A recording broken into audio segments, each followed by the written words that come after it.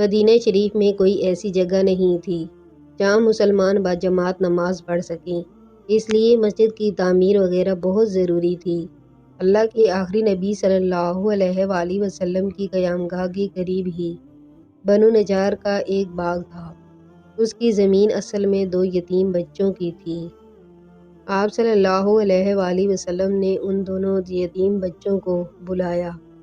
انہوں نے زمین مسجد کے لیے نذر کرنی چاہی، مگر اللہ کے آخری نبی حضرت محمد صلی اللہ علیہ وآلہ وسلم نے اسے پسند نہیں فرمایا، اور حضرت ابو بکر صدیق رضی اللہ تعالی عنہ کے مال سے آپ صلی اللہ علیہ وآلہ وسلم نے اس کی قیمت ادا فرمائی۔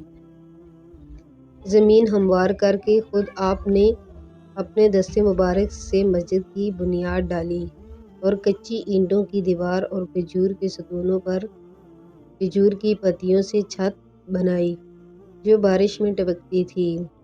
اس مسجد کی تعمیر میں صحابہ کرام رضی اللہ تعالی عنہم کے ساتھ خود رسول پاک صلی اللہ علیہ وآلہ وسلم بھی اینٹیں اٹھا اٹھا کر لاتے تھے۔ یہیں پر اذان کی ابتدا ہوئی۔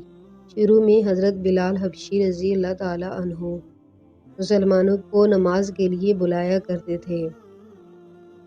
پھر حضرت عبداللہ بن زید انصاری اور دیگر صحابہ رضی اللہ تعالی عنہم نے خواب میں اذان کے الفاظ سنے۔ آپ کے حکم سے حضرت عبداللہ بن زید نے جو الفاظ حضرت بلال کو سکھائے وہ اذان دینے لگے۔ اسی دن شرعی اذان کا طریقہ شروع ہوا جو آج تک جاری ہے اور قیامت تک جاری رہے گا۔